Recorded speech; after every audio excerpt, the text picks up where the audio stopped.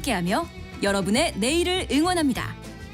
성공을 부르는 좋은 습관, 성공예감 이대호입니다.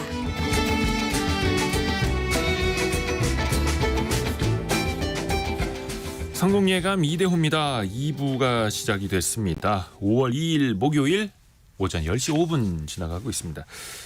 경제상식 퀴즈 알려드려야죠. 정답은 K패스였습니다. K패스. 기존의 알뜰 카드보다 조금 더 혜택이 많은 K패스였는데요. 이게 5월 1일부터 공식적으로 시작이 됐습니다. 전국의 모든 대중교통을 월 15회 이상 이용하면 거리와 관계없이 최소 20%, 청년층은 30%, 저소득층은 53%까지 돌려받을 수 있는 K패스. 예. 옆에 계시는 김경필 멘토님 이거 메모하고 계시는데 대중교통비로 한 달에 7만 원 쓰면 최소 14,000원에서 최대 37,000원까지 환급받을 수 있는 이 K패스 카드가 어제부터 시작이 됐다라는 겁니다. 이거는 근데 실제로 이 카드사에다가 신청을 하셔서 이걸 발급 받으셔야 됩니다. 그리고 이걸 사용하겠다라는 것도 신청을 하셔야 하는데요. 김수진 님이 저도 꼭 환급받고 싶어요. 진짜 저에게 대중교통비도 부담스러워요 라고 보내주셨는데요. 진짜 대중교통비도 부담스럽죠. 이렇게 더 알뜰하게 사용하시면 더 좋을 것 같습니다. 그리고 이건희 님이 KBS 콩으로 해도 추첨이 되는 건가요? 라고 K패스 올려주셨는데요. 예, 그럼요. 저희도 KBS 콩에 올라오는 이야기들 계속해서 보고 있습니다. 그리고 9478님이 근데 여기로 보내는 거 맞죠? 예, KBS 콩으로 보내주시는 문자로 보내주신 것 같은데요. 예, K패스 정답 올려주셔서 감사합니다.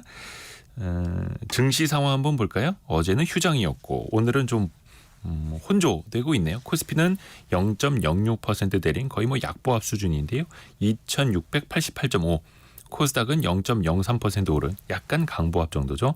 869 가리키고 있습니다. 원달러 환율은 1381원 가리키고 있네요. 원달러 환율은 1381원. 이렇게 1370원대 후반 80원대 초반 최근에 계속해서 이 흐름에서 움직이고 있습니다. 자, 여러분의 돈 관련된 고민을 해결해 드리는 때로는 혼줄도 내드리는 돈줄 상담소 시간입니다. 김경필 머니트레이너와 함께합니다. 안녕하세요. 네, 반갑습니다.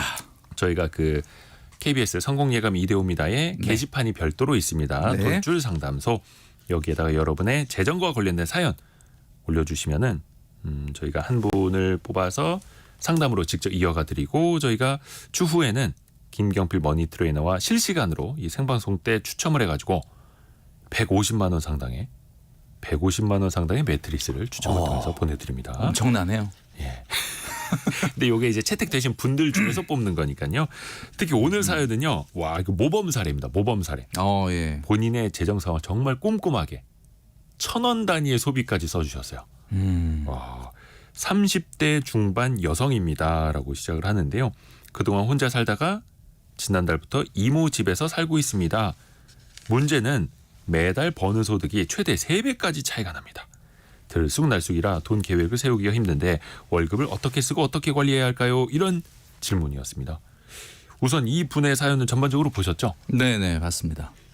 근데 사실 우리 성공예감 청취자분들께서는 경제 개념이 있으신 분들이라서 그런지 굉장히 돈을 허투루 쓰거나 이런 고민 사연보다는 이렇게 지금 오늘 사연자님처럼 이분의 이제 소득이 평균으로 500만 원이라고 하시더라고요.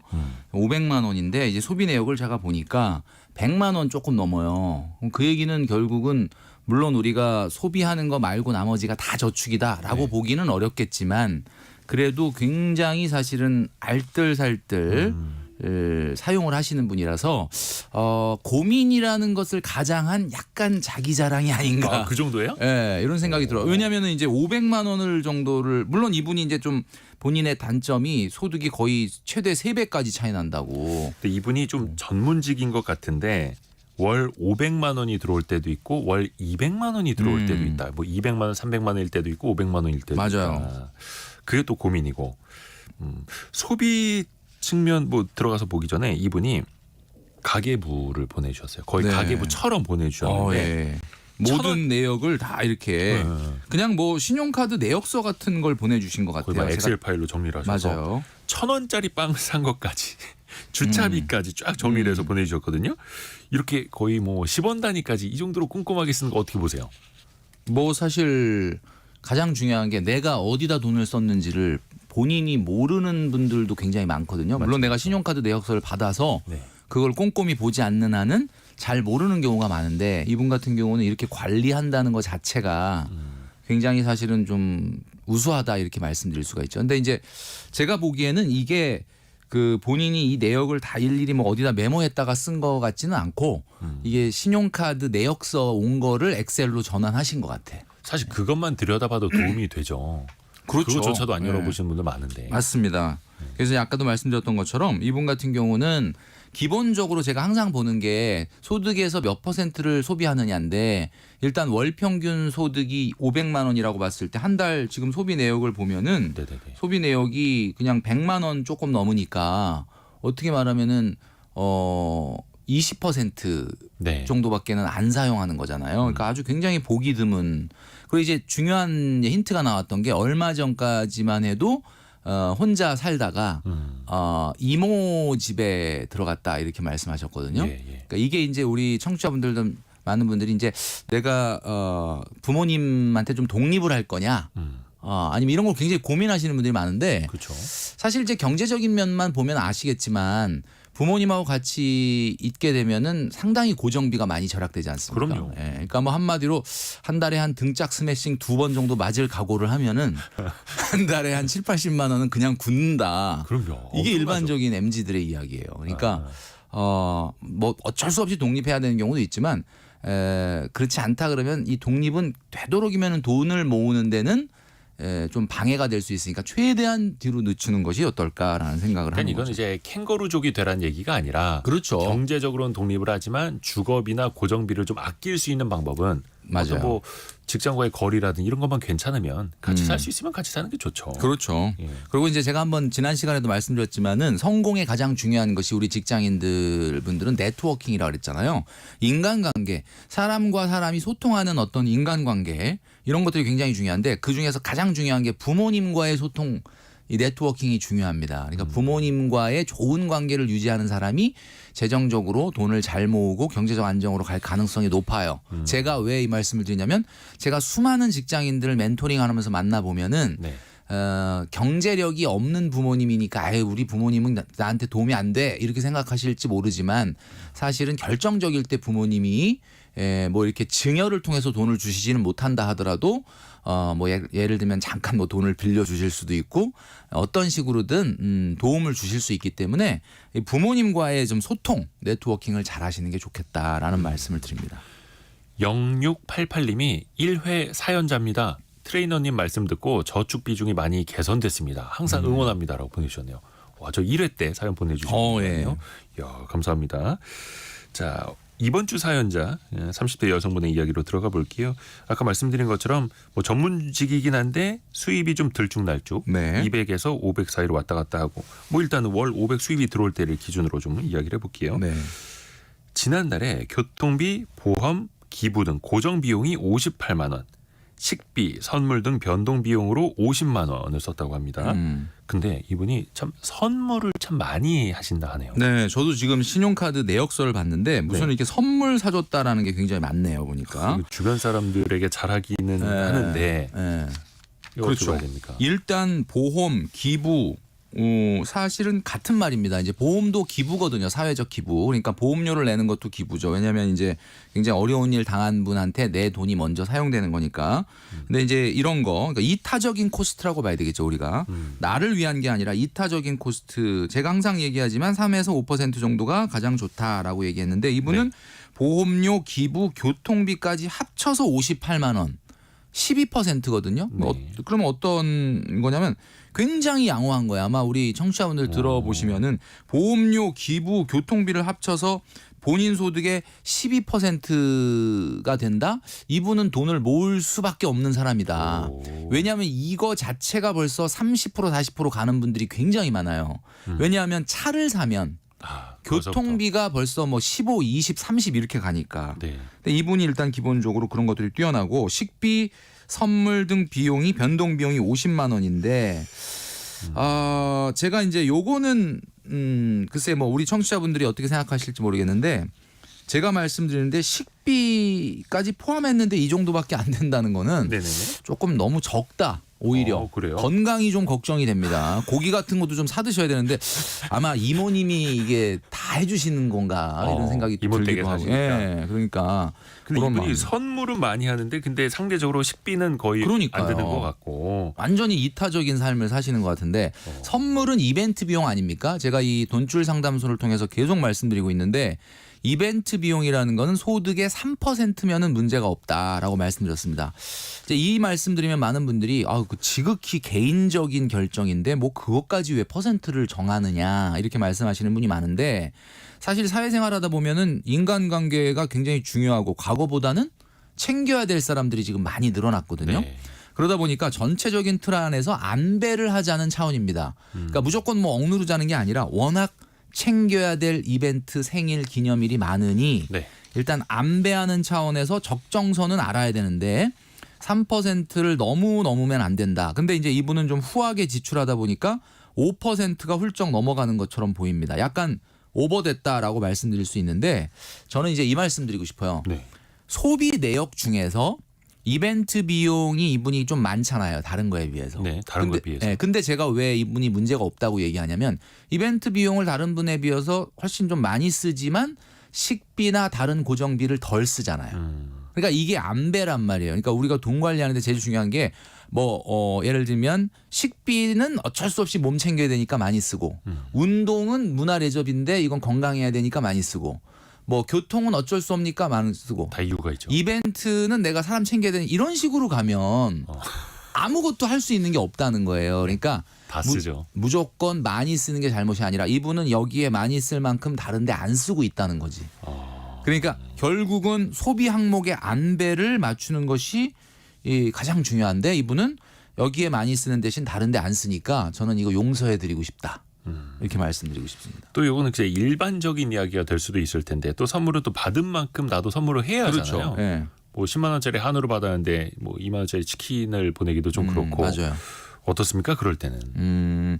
당연히 이제 이분이 이렇게 많이 베푼다 그러면 또 많이 선물이 들어올 거고 또 선물 들어오다 보면 또 선물을 많이 하게 되고 저는 굉장히 그거는 훌륭하다고 봅니다. 인간관계에는 네트워킹이 제일 중요한 거고 그런데 이제 제가 한번 지난 시간에도 말씀드렸지만은 우리가 뭔가를 선물할 때 이제 이분 같은 경우는 가까운 지인들한테 선물을 하다 보면은 이게 부지런하지 않으면 안 돼요.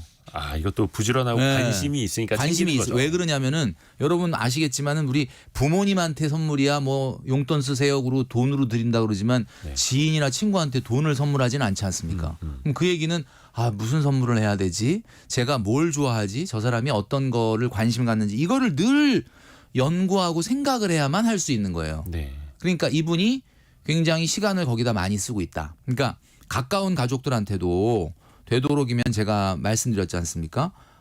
우리가 돈으로 사랑을 살 수는 없는데 돈에 사랑을 담을 수는 있다. 돈에 사랑을 담을 수는 있다. 그러니까 난 용돈을 돈으로 드린다. 이렇게 얘기하시는 것도 일리는 있는데 제가 항상 말씀드리는 거는 선물은 마음이 담겨야 된다. 그러니까 마음이 담기려면은 돈보다는 조금 선물이 낫다.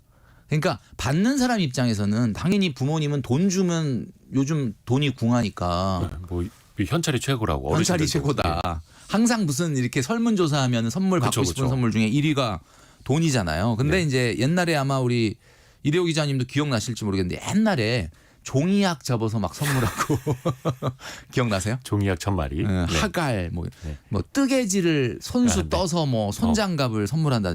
이게 이제 우리가 받았을 때 왜 굉장한 의미를 갖냐면 그거 자체 물건의 가치가 높다기보다는 이 사람이 이걸 나한테 주기 위해서 보냈을 시간, 그 하갈 접을 시간, 종이약 접는 시간, 뜨개질을 한 시간이 생각나잖아요. 그러니까 그 시간 때문에 감동이 오는 거 아닙니까? 그러니까 우리가 가까운 지인이나 가족들이나 또 특히 부모님한테 선물할 때 되도록이면은 아주 정말 생활비가 없어서 아예 그냥 힘들다 그러면은 모르겠는데 되도록이면 자꾸 선물을 하는 습관을 가져야 되는 게 그래야 그 사람한테 관심을 갖게 된다. 제가 이대호 기자님한테 선물을 하나 하고 싶은데 제가 이대호 기자님의 관심이 없으면 선물할 수 있겠습니까? 뭘 좋아하는지 뭐 어떤 취미가 있는지 이걸 모르는데 어떻게 선물을 하냐. 그러니까 한마디로 선물을 해버릇하면은 전반적인 이벤트 비용도 줄어듭니다. 그 마음을 그렇죠. 우선해서 마음으로 우선. 근데 요즘에 보면은 메신저 통해서 선물 많이 하지 않습니까? 무슨 그렇죠. 쿠폰 같은 걸 보내기도 맞아요. 하고. 근데 또 그 사람의 위시 리스트를 또 볼 수 있게도 해놨어요. 그 사람이 원하는 거. 야 이거 너무하네 진짜. 그렇습니다. 근데 또 돈이 들고 또 모르겠네. 요즘에 학 몇 마리 접어서 선물하는 아유, 이제는- 젊은 친구들이 있을까요? 아니 그런 거 자체를 모르죠. 예. 그런 거 자체를. 전용록의 종이학 이런 노래도 예. 있었는데 옛날 얘기입니다. 옛날. 진짜 옛날 얘기죠. 예. 예. 자, 근데 5월입니다. 참 벌써. 네. 5월에는 돈 나갈 일이 너무 많아요. 어린이날, 맞아요. 어버이날, 뭐 스승의 날, 부부의 날. 뭐 요즘에 스승의 날은 또 뭐 선물하지 말라고는 합니다만은 기념일들이 참 많거든요. 맞습니다. 5월에는 특히 김경필 멘토는 어떻게 하세요?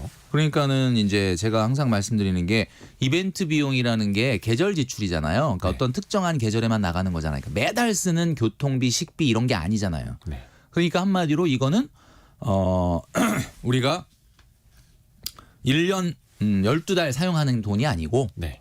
특정한 달에만 나가는 돈이다. 그래서 제가 항상 얘기하는 게 계절 지출은 이제 아마 우리 청취자분들이 다 기억하실 거라고 생각하는데 월 평균 소득의 1배만큼을 만들어 놔야 된다. 내가 이분 같은 경우는 월 소득이 500이면 네. 한 달에 42만 원씩 모아가지고 1년에 500만 원을 계절 지출 통장에 넣어놔야 돼요. 네.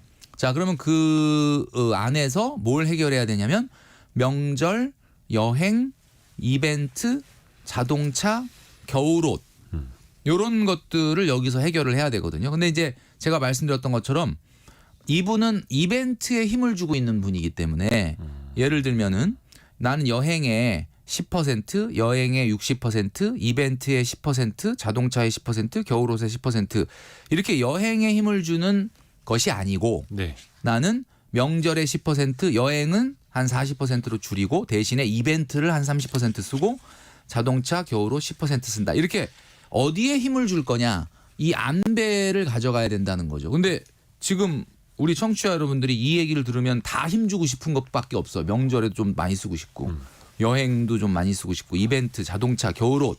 자, 그러니까 우리가 써야 될 자원은 유한한데 그렇죠. 우리의 이 써야 될 이건 정해져 있잖아요. 그렇죠. 그러니까 여기서 여러분들은 이벤트에 힘을 주실 건지 여행에 힘을 주실 건지를 잘 생각을 하셔야 되는 거예요. 그러니까 만약에 이분처럼 나는 누구 챙기고 이런 거에 돈이 많이 들어간다 그러면 다른 걸 희생을 해야 돼요. 뭐 여행을 조금 줄인다든지. 근데 뭐 이것도 난 못 줄여. 이것도 못 줄여. 이건 꼭 해야 돼. 이런 식으로 가면은 뭐 전혀 돈을 모을 수가 없고 돈 관리가 안 되는 거다. 이렇게 생각할 수 있는 거죠. 그러니까 아까 말씀해 주신 것처럼 좀 밸런스 이거 안분을 좀 본인이 특히 이제 중시하게 생각하는 것에 조금 더 실어야 된다. 그렇죠. 예, 그러려면 또 다른 쪽은 또 네. 비워야 되는 거고. 그리고 이제 제가 성공예감뿐만 아니라 네. 뭐 다른 유튜브나 이런데 너튜브나 이런 데서도 얘기를 했는데 항상 5월만 되면 고민이에요 이런 얘기를 매년 하신단 그죠, 말이에요. 그죠, 그죠. 매년 발생되는 사건인데 그 예견되고 있는 사건을 대비를 못한다 그러면 그거는 그렇죠. 이건 문제죠. 그러니까 어버이날이 뭐 변하는 것도 아니고. 변하는 거 아니잖아요. 내년에 또 옵니다, 여러분. 네, 그래서 그러니까 뭔가 좀 저수지 통장 같은 거 하나. 그렇죠. 해놔야 그게 되는 이제 거죠. 저수지 통장의 다른 버전이 바로 이 계절 지출 통장이다. 자, 그러니까 요즘은 계절 지출 통장 갖고 있는 분들이 되게 많은데 제가 하도 얘기를 해가지고 자, 이제 우리 청취자 여러분들 중에 처음 듣는 분들은 이렇게 1년에 이벤트성으로 나갈 수 있는 비용들을 따로 모아놓는 통장을 평상시에 매달 조금씩 자동이체로 모으셔야 된다라는 말씀을 드립니다. 내년에 5월 달은 두렵지가 않게 되죠. 아하, 그게 있으니까. 저수지 통장이 하나 있으니까. 네, 그렇죠. 좋습니다. 그리고 이 사연자 분이 여기서부터 좀 다른 분들과 많이 좀 달라집니다. 네. 혹은 여기서 이제 혼쭐이 날 수도 있는데 매월 동생한테 시험을 응원하는 마음에서 30만 원씩 용돈을 주고 있다고 합니다. 그리고 본인이 차가 있어요. 근데 교통이 불편하다고 동생한테 빌려주고 있다고 합니다. 차를. 그리고 이 차에 관련된 세금이나 보험료를 또 본인이 직접 또 내고 있는 거고요. 그런데 반전이 있습니다. 뭐 동생 어려우면 뭐 도와줄 수도 있지. 그런데 동생은 기혼자입니다. 결혼을 이미 했고 본인은 미혼이에요. 예. 이 그 동생분이 아마 무슨 시험 준비라고 하는데 무슨 시험인지는 안 나왔는데 뭐 예를 들면 뭐 공무원 시험일 수도 있고 또 아는 무슨 자격증 시험일 수도 있는데 제가 이제 특수한 사정이 있는 거는 뭐 대략 요 정도로 이제 우리 청취자분들한테도 소개를 해드렸는데 어쨌든 겉으로 보면은 더 다른 속사정이 있는지는 모르겠지만은 바람직하지는 않습니다. 이거는. 자, 우리 청취자 여러분들 어떻게 생각하실지 모르겠는데 형제가 어려울 때 돕는 건 당연한 거죠. 그런데 지속적인 지원, 명분이 조금 저희가 봤을 때 기혼자란 얘기는 가정이 있고 남편이 있다는 얘기인데 약간은 그냥 어찌 보면 퍼주기 같은 느낌이 좀 들어요. 제가 봤을 때는 고마움이 반감될 수도 있지 않을까. 오히려 동생분의 경쟁력을 약화시킬 가능성이 있습니다. 우리가 도와주는 게 아니라. 이게 왜 그러냐면 야, 너 시험 본다고 고생 많지? 50만 원, 30만 원 이걸로 맛있는 거 먹고 기운내. 이런 거는 너무나 다 좋은데. 어쩌다 한번. 마치 30만 원을 월급 주듯이 계속해서 주고 차도 빌려주고 네가 써라 이렇게 한다는 거는 우리가 부모님이 자녀들한테 요즘 아마 우리 너튜브에서 이 그 모 신부님께서 아주 그냥 열심히 우리 부모님들 강의를 하시는 영상들이 굉장히 회자되고 있는데 절대 살아있을 때 돈 물려주면 안 된다. 뭐 이런 이야기들 많이 하잖아요. 이거 왜 그러느냐면 자녀한테 경제력을 도와주는 게 아니라 자녀한테 경제력을 도와주려다가 자녀의 경쟁력을 약화시킨다는 건데 이것도 똑같아요. 제가 봤을 때는. 그래서 그 유명한 대사 있지 않습니까? 영화에 보면은 그 유승범 씨가 했던 대사. 호의가 계속되면은 그게 권리인 줄 알아요. 뭐 이런 대사가 있잖아요. 그러니까 이거를 아주 선의의 느낌으로는 당연히 보겠지만 당연히 뭐 도와주는 건 좋은데 이렇게 지속적으로 계속 30만 원을 그것도 미혼도 아닌 기혼자에게 준다는 것은 이거는 제가 봤을 때는 아니다. 바람직하지 않다라고 말씀드리고 싶은 거죠. 곽정은 님이 나중에는 동생분이 더 의지할 수도 있어요라고 보내주셨고. 그렇죠. 제가 지금 말한 걸 그대로 얘기해 주신 거예요. 경쟁력이 약화됩니다. 의존적인 사람이 될 가능성이 높아요. 경제력을 지원해주면 경쟁력이 약화된다. 그렇죠. 여기서 또 명언이 나옵니다. 이렇게 자주 나옵니다. 명언이. 물론 동생을 챙겨주는 마음은 좋습니다만. 그건 알죠. 그냥 내가 뭐 언니니까 혹은 누나니까 어쩌다 한번 비정기적으로 챙겨주면 정말 고마워하는데 계속해서 주면은 처음엔 너무너무 고맙다가 나중에는 이달은 왜 입금이 안 되지? 이렇게 생각할 수도 있어요. 그러니까 그죠? 강균묵님이 동생을 위한 방법은 아닌 것 같습니다. 그렇죠. 라고 보내주셨고요. 갑자기 지금 5354님이 3회에 소개된 김해 남자입니다. 사연 주신 분 저랑 결이 맞는 것 같은데요. 라고. 갑자기 소개팅각? 그러니까. 농담입니다. 그리고 기부를 하는 돈 그리고 교회 11조로 쓰는 비용도 꽤 되더라고요. 원래는 월급의 10% 정도를 11조로 냈었다고 합니다. 최근에 좀 줄이신 건지 뭔지도 모르겠는데 최근에는 하나님도 제가 하루빨리 집 사기를 바랄 것 같다라고 하면서 주식 수익이 나면 거기에서 10% 현금으로 내는 걸로 좀 바꾸셨다고 합니다. 그럼 뭔가 그 하나님하고 좀 거래를 하시려고 하는 게 한데 제가 한번 우리 돈줄 상담소에서 말씀드린 거 있잖아요. 슬기로운 소비 생활 10계명이라고 아마 여러분 기억하시겠지만은 이 10계명을 다 지키는데도 불구하고 돈을 못 모으는 사람이 있다라고 제가 말씀드린 적이 있습니다. 슬기로운 소비 생활 10계명을 다 지키는데 왜 돈을 못 모으느냐 봤더니 반려견이 있던지 아니면 이 기부금을 너무 많이 내든지 요 둘 중에 하나였다라고 제가 말씀드린 적이 있었는데 이 11조 같은 이런 어떤 헌금이나 기부금 같은 경우는 개인의 신념의 문제이기 때문에 제가 왈가왈부할 수 있는 문제는 절대 아닙니다만 그래도 제가 한 말씀 드리자면은 중요한 거는 이거 같아요. 제가 봤을 때 이게 과연 의무감으로 내가 지금 기부금을 하고 있느냐 아니면 이게 왜냐면 이제 11조라는 게 이제 10분의 1을 얘기하는 거지 않습니까? 그러니까 뭔가 10분의 1은 꼭 해야 돼라는 이분이 그렇다는 게 아니라 간혹 보면은 힘들어 11조 내느라고 힘들어 기부금 내느라고 힘들어 라고 하면서 약간 기꺼이 낸다기보다는 약간 의무감이나 관성에 의해서 내려고 하는 분들이 좀 있거든요 사실. 그거는 좀 바람직하지 않지 않겠느냐.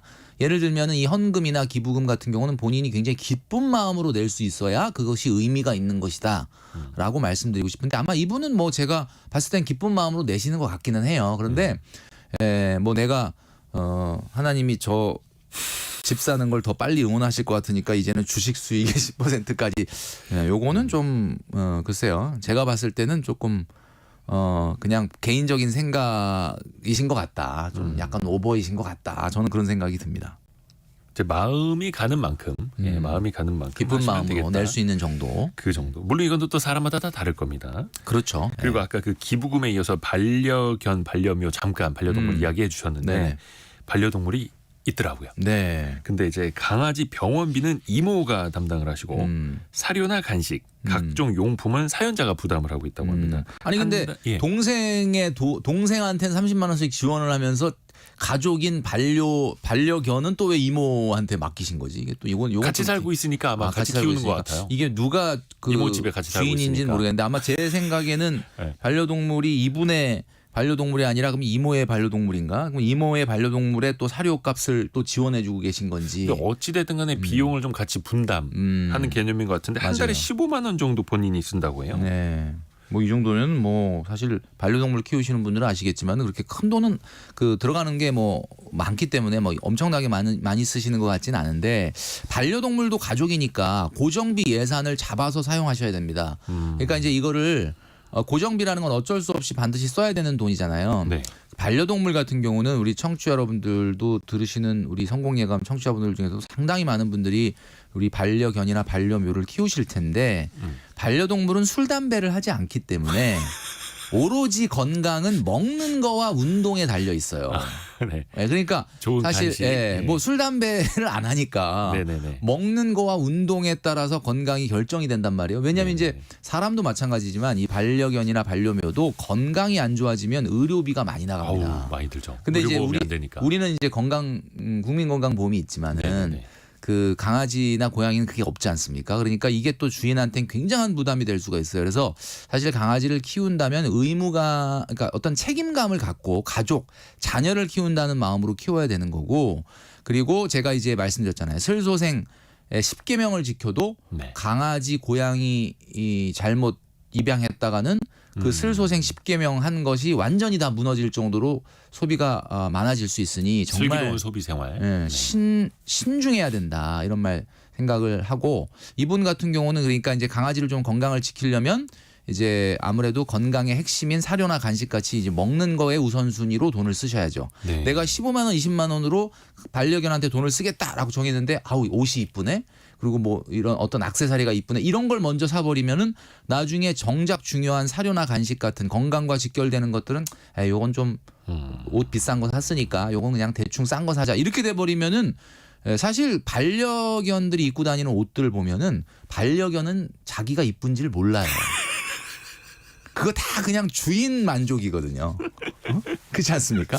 예. 그러니까 이왕이면 돈을 어차피 이분처럼 예산을 갖고 쓴다면은 네. 건강에 더 우선순위를 두고 쓰셔라 이렇게 말씀드리고 싶죠. 그리고 한 가지 팁을 드리자면 펫보험 같은 게 나와 있거든요. 네네네. 그러니까 요즘 이제 강아지들에 대해서 국민건강보험이 안 되니까 펫보험 같은 게 있어요. 근데 이제 펫보험이 과연 효율적이냐 아니냐는 제가 뭐 이 자리에서 말씀드리긴 어렵기 때문에 아마 그건 펫보험. 여러분들이 선택하시는데, 뭐 펫보험이 좀 그렇다 그러면 그냥 우리 이 반려동물도 우리 자녀고 가족이니까 반려동물의 나중에 의료비를 대비하는 뭐 3만 원, 5만 원 정도의 저축 요런 거를 하나 통장을 만드시면 거기에 쌓여 있다가 의료비가 이제 그 반려동물이 굉장히 건강하다 그러면은 그 돈은 그냥 뭐 내가 아이를 위해서 그냥 다른 쪽으로 써도 되는데, 그렇죠.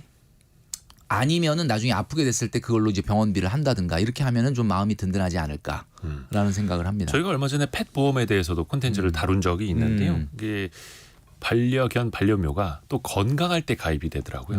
뭐 몇 살 넘어가면 가입도 안 되고, 막 그렇죠. 2살에서 뭐 5살 사이에만 가능하고 맞습니다. 예. 이런 것도 있고, 또 한 2달 동안 또 면책 기간도 있고. 네. 또 보험사들도 또 수익을 남겨야 되니까 이 허들이 있더라고요. 그리고 아까 말씀해 주신 그 강아지 옷 같은 경우에도 예전에 찰리먼거 이야기 저도 전달해 드린 적이 있는데, 그 낚시할 때 루어 미끼 화려한 거 있지 않습니까? 네네네. 막 연두색, 막 분홍색, 막 예쁘고 잘생긴 미끼들 네. 물어봤다는 거예요. 이런 미끼들을 정말 물고기가 좋아합니까? 물어보니까 그 판매점 장사하시는 분이 이건 물고기에게 판매하는 게 아닙니다. 그렇죠. 똑같은 겁니다. 예. 강아지들은 자기가 예쁜 줄 모른다. 모르죠. 예. 자, 그리고 이분이 내 집 마련 준비를 그래도 열심히 하시는 것 같아요. 네. 근데 지난달에 부동산 강의 40만 원짜리 부동산 강의를 이제 돈 내고 들으셨다고 합니다. 예. 요즘 이런 게 좀 많이 있다 보니까 네. 사실 요것도 일종의 약간 공포 마케팅이 아니겠는가라는 생각이 드는데 뭐 공부를 한다는 거는 뭐 너무 좋은 거죠. 우리가 이제 슬소생 10계명에서 문화 레저 비용은 10% 이내로 해라라고 말씀드렸어요. 그러니까 운동을 하든 자기 개발을 하든 공부를 하든 이런 건 소득의 10%. 아니 공부가 좋은 건데 왜 이렇게 제한을 두느냐라고 말씀하시는 우리 청취자분들이 계실 수도 있는데 적정선이라는 걸 유지해 줘야 되거든요. 물론 공부가 필요하지만 유료 강의까지 해야 될 정도로 그게 공부해야 될 거냐? 저는 솔직히 말씀드리면 아니라고 봅니다. 왜냐하면 이게 우리가 최근에 이제 주식 시장이 조금 뜨겁다 보니까 주변에 주식을 통해서 돈을 벌었던 분들 많고 과거에 부동산 시장이 좋았을 때 부동산으로 돈을 번 분들이 많잖아요. 네네네. 그러니까 이제 그런 분들 보면 일단 기본적으로 부러워. 그다음에 좀 있다가 배가 아파요. 살살. 예. 그리고 뭐 아랫배가 살살 아파도 화장실 가실 배는 아닌데 그다음에 이제 자기만 바보가 되는 것 같아. 그렇죠. 포모 현상. 예. 그다음에 나타나는 게 이제 포모, 불안과 공포가 다가오는 거예요. 그때 이제 선택하는 게 나도 뭔가 좀 해봐야 되겠다. 자, 이런 프로세스를 거치고 나서 우리가 공부를 하거나 하게 되면 반드시 잘못된 투자를 하고 영끌을 하게 될 가능성이 많은데 공부를 한다는 거는 좋은 거니까 뭐 한 번 정도 한 권 정도 책을 사서 보거나 유료 강의 듣는 건 괜찮은데 이제 앞으로 더 이거 들어보니까 좋은데 그러면서 이게 너무 다른 사람이 전달해 주는 지식에 의존하지 말고 본인이 이렇게 계속 사고를 하면서 생각을 키워가는 공부를 병행하시는 게 좋겠다. 우리가 운동도 그렇지 않습니까? 운동도 꼭 전문가가 트레이너가 막 옆에서 뭐 시켜주는 운동 뭐 필요는 한데 너무 그 트레이너에 의존을 하다 보면은 자기가 어떻게 몸을 움직여야 되는지를 모르는 분들이 많아요. 내 몸인데. 내 몸인데. 예. 그러니까 이거는 적절한 밸런스가 좀 필요하다라고 말씀드리고 싶고 우리 들으시는 청취자분들도 이런 것들 많이 이제 이렇게 주변에 있으실 텐데 저는 진짜 공부는 사실은 어떤 지식이 내 머릿속에 들어오고 그것을 내가 소화하기 전에 네. 내가 내 머리로 자꾸 생각을 해보는 게 더 중요하다고 보거든요. 네. 요즘은 정보가 꼭 이렇게 유료 강의가 아니라도 하더라도 뭐 너튜브도 있고 얼마든지 많기 때문에 정보의 양이 부족해서 몰랐던 과거에는 공부가 되게 중요했지만 네. 지금은 정보의 양이 넘치기 때문에 정보의 양보다는 내가 그 정보를 받아들이고 스스로 한번 생각해보고 팩트 체크를 하는 연습이 더 공부가 되지 않겠느냐라는 아하. 좋습니다. 생각을 합니다. 그리고 이분의 케이스를 조금 더 이야기를 들어보면은 조금 이제 귀여운 항목들이 있습니다. 저희한테 보내주신 게 진짜 빵 같은 경우에도 할인해서 1,000원짜리를 샀다라는 거. 그리고 화가 나서 당 충전이 필요해서 뭐 얼마짜리 사 먹었다 이런 이야기를 좀 써주셨거든요. 근데 이게 금액이 상대적으로 크지는 않아요. 네. 근데 또 어떻게 보면 아무리 적은 금액이었어도 충동적인 소비인 것 같기도 하고요. 좀 이게 어떻게 제가 그 신용카드 내역서 같이 엑셀로 정리해 주신 내용을 보니까 무슨 빚땡 카드, 신땡 카드 이런데 카드는 한 2개 정도 사용하시는 것 같고요. 예. 그다음에 보니까 금액 결제 횟수를 보니까 엄청 많길래 돈을 많이 쓰는 분인가 했더니 총량은 얼마 안 되는 거야. 그러니까 이 얘기는 무슨 얘기냐면 여러분 아시겠지만은 내가 신용카드 내역서를 보면은 결제 횟수가 많은데 금액이 적은 스타일인지 아니면 금액은 많은데 결제 횟수가 적은 스타일인지를 한번 생각을 알수 해보실 있죠. 필요가 있어요. 알 수 있죠. 저는 어떤 스타일이냐면 자잘한 돈을 안 써요. 그래서 뭐 다이땡 이런 데 가갖고 물건 절대 안 삽니다. 아무리 싼 물건이라도 안 사. 근데 큰 돈을 좀 써요. 그러니까 뭐 예를 들면 내구재 같은 거 살 때 예를 들면 이왕이면은 아주 하급보다는 조금 좀 좋은 걸 사라. 오래 쓸 수 있는 거. 그다음에 내구성이 좋은 거. 옷을 사도 막 너무 이렇게 싼 거보다는 조금 한 단계 위에를 사서 좀 오래 입을 수 있는 거 사라. 그러다 보니까 저는 결제 횟수는 조금 적고 그러니까 건당 결제 금액이 좀 많은 편이다. 네네네. 자, 우리 청취자 여러분들 한번 머릿속에 생각을 해보십시오. 이번 달에 나온 신용카드 내역서를 보시고 네네네. 결제 금액 나누기 결제 건수를 해보세요. 그러면은 만약에 건당 결제 금액이 여러분들 월 소득의 1%가 넘는다. 그러면 여러분들은 돈을 큰 돈은 잘 쓰지만 작은 자잘한 돈은 안 쓰는 스타일이에요. 근데 이분은 지금 우리 사연자님은 건당 결제 금액을 보면 소득의 상당히 이제 작은 비중. 그러니까 보통 거의 우리가 몇천 원 단위로. 그러니까 한마디로 자기 소득의 건당 결제 금액이 0.5% 미만인 분. 내가 500을 버는데 건당 결제 금액이 5천 원이야. 네. 그러면 이런 분들은 이렇게 자잘자잘한 소비를 많이 하는 분이는. 그러니까 말씀하신 것처럼 이런 게 일종의 약간 스트레스 해소일 수 있죠. 근데 그거는 또 반대로 생각해 보면 줄일 수는 있는. 그렇죠. 줄일 수는 있는데 뭐 이것까지 줄여라 이렇게 저는 얘기하고 싶지가 않은 게. 그렇죠. 그럼 저는 1,000원짜리 빵도 못 사 먹나요? 그렇죠. 왜냐하면 이분은 다른 거에서 굵직굵직한 거를 안 쓰고 있기 때문에 안배 차원에서는 이런 거잖아요. 별다방 가서 한 달에 30만 원 씁니다. 그러면 누가 봐도 야 이건 너무 많이 쓴다. 네. 야단칠 일이지만 봤더니 옷도 안 사고 뭐 먹는 것도 다 집에서 해결하고 아무것도 안 하더라. 그러면 그분한테 별다방 가서 30만 원 한 달에 쓰는 게 과연 과소비냐? 아니죠. 상대적으로 봐야 되는 상대적으로 거네요. 봐야 되는 거죠. 그 상대적으로. 사람의 상황 그리고 취향에 따라서. 그렇죠. 그리고 이분이 아까 우리가 신용카드 내역 네네네. 이야기를 했는데 신용카드도 얼마 전에 쓰기 시작했나 봐요. 신용 예. 관리를 하는데 신용카드가 오히려 좋다라는 얘기를 듣고 얼마 전부터 신용카드를 쓰기 시작했습니다. 신용카드를 안 쓰면 우리가 씬 파일러라 그래가지고 너무 신용이 안 쌓이니까. 왜냐하면 신용카드라는 게 초단기 금융이잖아요. 이번 달에 빌려서 다음 달에 갚는 거니까 요거를 이제 오래 사용하게 되면 신용 점수를 높이는 데는 도움이 되죠. 그러니까 잘 쓰고 잘 갚으면 잘 되는 거예요. 갚으면 연체 없이. 그런데 이제 그렇다고 해서 신용카드를 써야 된다 이거는 아니에요. 그러니까 무슨 얘기냐면 많은 분들이 신용카드를 쓰면서 논리가 야 이 신용카드 써야 신용점수 올라간대 그러면서 이제 신용카드를 쓰는데 여러분 아시겠지만 신용카드와 체크카드는 연말 되면은 이제 소득공제 혜택이 주어지지 않습니까? 1년 동안 쓴 자기 연소득의 25%를 초과한 사용금액에 대해서 신용카드는 15%를 소득공제해 주지만 네. 체크카드는 현금 영수증 같은 경우는 30%를 소득공제를 해주기 때문에 오히려 혜택은 체크카드와 현금이 더 있을 수가 있다. 그리고 물론 뭐 소득공제 한도가 300만 원이라 뭐 이렇게 어마어마한 차이가 나지는 않지만 그렇죠. 그런데 좀 전에 말씀드렸던 것처럼 제가 한 가지 팁을 드리자면 신용카드를 자꾸 다른 상품으로 바꾸시기보다는 사용하셨던 그 카드를 교체하지 말고 계속 갱신해서 사용을 하시면은 신용 점수를 높이는 데 도움이 됩니다. 그죠. 이 카드사 저 카드사 왔다 갔다 하지 말고. 그렇죠. 그리고 한도를 꽉 채워서 사용하시는 것보다는 이렇게 오래 잘 사용하시면 카드 회사에서 한도를 자꾸 올려주거든요. 근데 한도 올려주는데 한도 올려준다 그래서 그 한도를 꽉꽉 채워서 사용하시면 안 되겠죠, 그죠? 그러면 안 되고 한도는 넉넉하나 그 한도보다 좀 적은 양을 꾸준히 사용하시면은 이게 이제 신용 점수 높이는 데 도움이 되고 가끔 우리가 신용카드 결제일이 며칠 남았는데 통장에 월급 통장에 돈이 남아 있어. 네. 그러면 이럴 때는 그냥 그게 엄청나게 이자를 주는 무슨 고금리 예금 통장이 아니라고 하면은 결제일 전이라도 월급 통장에서 먼저 결제를 해주세요. 그러면 신용카드를 먼저 결제해 주면은 요것도 신용 점수를 높이는 데 도움이 됩니다. 여윳돈이 있을 때는. 네. 그리고 이분의 가장 큰 고민이 월급이 매월 다르다는 겁니다. 그렇죠. 앞에서 말씀드린 것처럼 200만 원, 300만 원, 500만 원 이게 왔다 갔다 한다라는 건데요. 사실 고민의 핵심이 이거네요. 원래 처음에 이분이 이제 얘기했던 내용이 바로 들쑥날쑥한 소득이 이 문제다. 우리 청취자분들도 지금 들으시면서 나도 그게 문제인데 이렇게 생각하시는 분이 있는데 네. 솔직히 말씀드리면 직장인들도 자기 소득이 얼마인지 몰라요.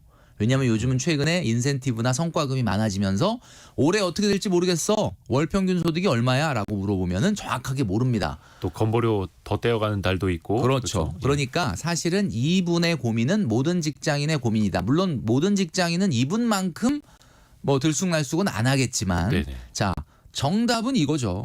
제가 돈줄 상담소에서 계속 말씀드리고 있는 건데 내가 월 평균 500이다라고 하는 확신만 있으면 이달에 100이 나오든 200이 나오든 다음 달에 막 600, 700이 나오고 그다음 달 또 200 나오고 막 이렇게 좀 뭐라 그럴까 변동폭이 커서 불안하지 하더라도 정말 평균이 500은 될 거야라는 확신이 있다면 회계 처리를 500으로 하시면 돼요.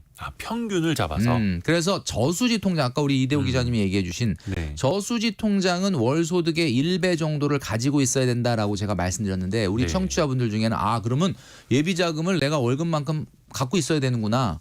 그러면 그 돈은 공금이에요. 내가 마음대로 빼서 쓰면 안 되는 거예요. 그러니까 무슨 얘기냐면은 아주 긴급한 경조사가 생기거나 아니면 이번 달에 내가 500만 원 갖고 살림을 해야 되는데 저축도 하고 소비를 해야 되는데 200밖에 안 나왔다.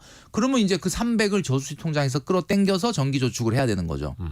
자, 이렇게 저수지 통장의 수위를 내가 많이 나왔을 때 채워놓고 모자랄 때 꺼내 쓰고 하는 회계 처리를 명확하게 한다면 네.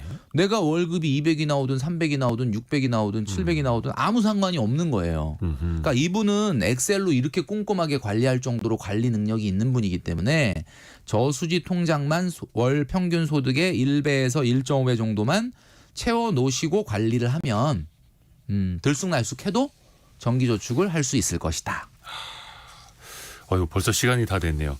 근데 오늘은 저희가 뭐 이거 돈줄 상담소를 시작한 지 많이 오래되진 않았습니다만 네네. 역대급으로 혼줄이 없었고 오히려 칭찬이 더 많았던 시간이었습니다. 네네네. 그리고 사연 주신 분이 지난달에 웨딩드레스 투어를 하셨다고요. 앞으로 좀 결혼 계획이 결혼까지. 있으신 것 같은데 네. 행복한 결혼 준비하시길 바라겠고요.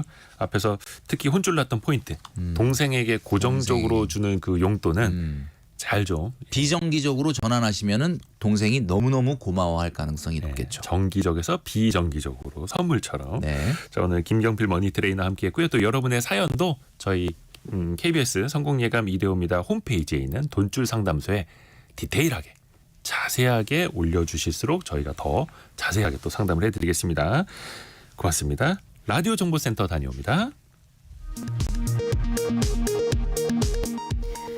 한국은행은 미국 연준의 향후 통화 정책과 관련된 불확실성은 여전히 높은 것으로 평가된다며 여러 대외 불확실성 요인이 상존해 있는 만큼 앞으로도 각별한 경계감을 가지고 시장 상황을 점검해 나가겠다고 밝혔습니다.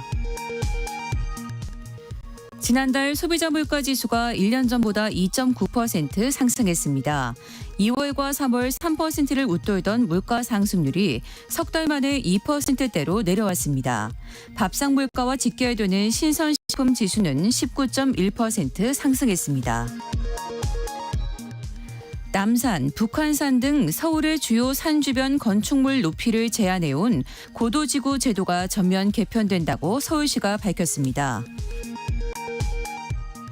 제로슈거, 제로칼로리 표시를 강조하는 이른바 제로식품 시장이 급성장하는 가운데 한국소비자원 조사 결과 제로슈거 소주의 열량이 일반 소주와 큰 차이가 없는 것으로 나타났습니다. 지금까지 라디오 정보센터 뉴스 정한나였습니다. 여러분의 질문이 콘텐츠가 되는 시간 애프터 서비스입니다. 곽지현 리포터 안녕하세요. 네, 안녕하세요. 자, 질문 들어보죠. 네, 6217번님, 세금, 우리가 내는 세금 사용처를 정확히 알 수 있을까요? 라고 물으셨는데요. 네. 그러니까 정부의 세출 예산은 분야별로 다양하게 사용되고 있죠. 이 교육, 보건복지, 고용에도 쓰이고 또 공공질서, 안전 같은 이런 범죄 예방하고 각종 재난 대비 비용으로 쓰입니다. 또 국방, 외교, 통일 비용에 또 일반 공공행정 비용, 또 경제 개발 분야에 쓰이는데 이런 걸 어디서 확인하느냐? 바로 기획재정부에서 분야별로 예산 현황을 공개하고 있습니다. 바로 열린재정, 이 열린재정 재정정보 공개 시스템 홈페이지에 들어가시면요. 그래서 재정 통계 클릭하고 또 재정 지출 클릭하면은 총 지출 그리고 분야별 세부 지출 내용을 확인하실 수 있습니다. 기획재정부 홈페이지에서 연결이 되기도 하고요. 열린재정, 재정정보 공개 시스템. 상대적으로 우리나라가 이런 재정정보 통계 시스템이 굉장히 잘 갖춰져 있습니다. 네. 그래서 개발도상국에서 우리나라 이런 전산 사이트를 보고 배우러 오기도 많이 와요.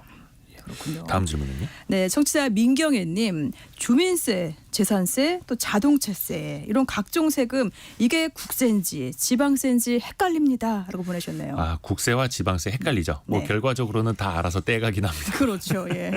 국세는 이제 중앙정부의 조세라고 볼 수 있겠고요. 지방세는 이제 지방정부, 지자체가 걷어들이는 걸 말하는데요. 국세는 뭐 소득세, 법인세, 상속세, 증여세, 부가세, 특별소비세, 주세, 인지세, 교육세, 농특세, 교통세, 증권거래세 등등이 있고요. 네. 지방세는 지역의 살림을 꾸리기 위해서 지역 주민들에게 걷어들이는 게 있습니다. 특히 취득세, 지방소득세, 주민세, 자동차세, 담배소비세, 재산세, 등록면허세가 있고요. 해서 우리가 이사를 가게 되면은 자동차 등록도 이전을 해야 되잖아요. 네. 그 이유가 거기 있는 겁니다. 예, 자동차세도 지방세입니다. 네.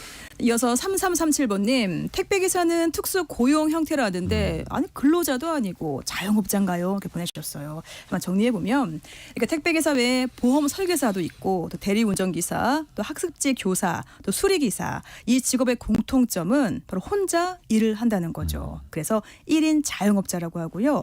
공식적인 용어로는 특수 형태 근로 종사자입니다. 그러니까 고용 계약하지 않고 업무 위탁 계약으로 노무 서비스 제공하고 이 수수료 형태로 대가를 받는 사람을 말합니다. 그러니까 택배 기사는 이 택배 회사나 대리점과 근로 계약을 하죠. 근데 이때 이 사업장에 소속돼서 업무 시간당 임금을 받는 근로자가 아니에요. 그래서 대부분 뭐 택배 회사 대리점과 택배 위탁 수탁 계약을 하고 우편물 개수에 따라서 용역 수수료를 받는 이런 개인 사업자에 해당이 됩니다. 그러니까 개인 사업자는 근로기준법상의 근로자가 아닙니다. 그렇기 때문에 그러니까 노동조합 또는 노동관계조정법상 그러니까 근로자로서만 그러니까 보호만 받고 있는 겁니다. 그 노란 번호판 있잖아요. 네. 그게 이제 운수사업, 개인 사업으로 하시는 분들이 뭐 지입 차량 뭐 이렇게 표현을 하기도 하는 거고요. 네. 흰 번호판, 뭐 쿠팡 같은 경우에는 그 트럭이 흰 번호판인데 이거는 회사가 구입한 차량에 운전이나 택배 하시는 분들을 직장인으로 이제 근로자로 고용을 해서 하는 그런 형태죠. 네. 다음 질문은요. 네, 이어서 같은 택배기사 관련된 질문인데요. 일반 그 택배기사는 일반 그 세금계산서 또는 간이 세금계산서 어떻게 발행되는지 알고 싶습니다. 이게 납세자가 임의로 뭐 간이 과세자나 일반 과세자나 선택을 하는 건 아니고요.